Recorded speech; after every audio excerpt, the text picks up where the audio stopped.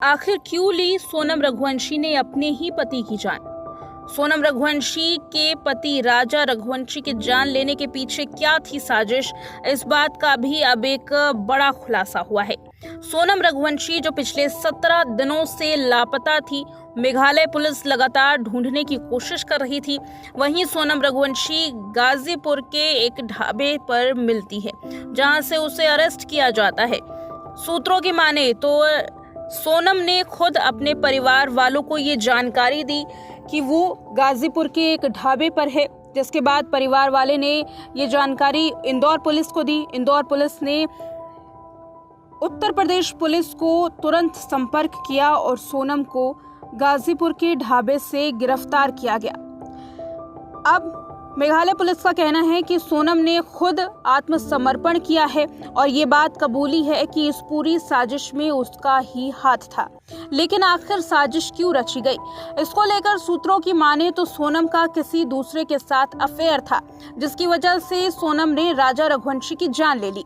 वहीं दूसरी तरफ सोनम रघुवंशी और राजा रघुवंशी के परिवार का कहना था कि ये शादी उनकी मर्जी से हुई थी। हालांकि अरेंज मैरिज थी, लेकिन खुशी खुशी दोनों ने शादी की थी।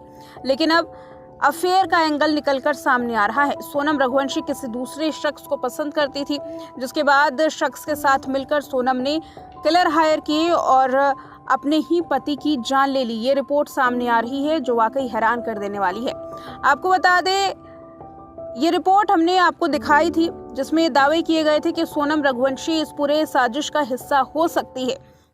सोनम रघुवंशी को लेकर के आज से 3 दिन पहले एक रिपोर्ट दिखाई गई थी, जिसमें तमाम दावे कैसे एंगल्स सामने आ रहे हैं, कैसे सोनम रघुवंशी इस पूरे मामले में साजिश करता हो सकती है, इसका खुलासा हमने किया था। रिपोर्ट के मुताबिक सोनम रघुवंशी की सीसीटीवी फुटेज जो बरामद की गई थी, उसमें जो सोनम रघुवंशी ने कपड़े पहने थे, जो सफेद शर्ट पहनी थी, ऐसी ही सफेद शर्ट शव के पास से बरामद की गई थी, जो कि एक बड़ा सबूत मानी जा रही थी इस पूरे मामले में। इसके अलावा एक और सीसीटीवी फुटेज आई, जिसमें सोनम रघुवंशी अपने जैकेट को पहनती हुई दिखाई दे रही है।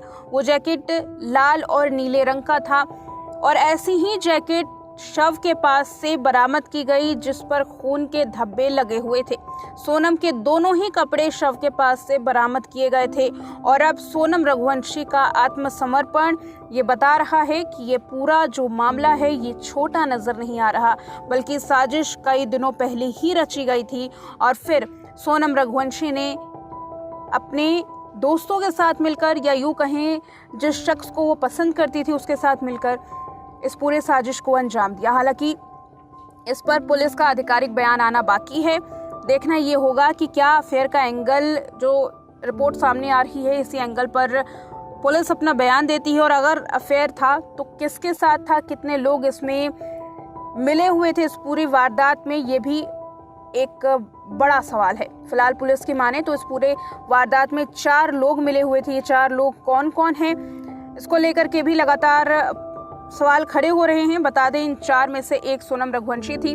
3 लोगों की गिरफ्तारी हुई है। सोनम रघुवंशी के साथ 2 अन्य लोगों को गिरफ्तार किया गया है, लेकिन अभी एक पुलिस के चंगुल से बाहर है।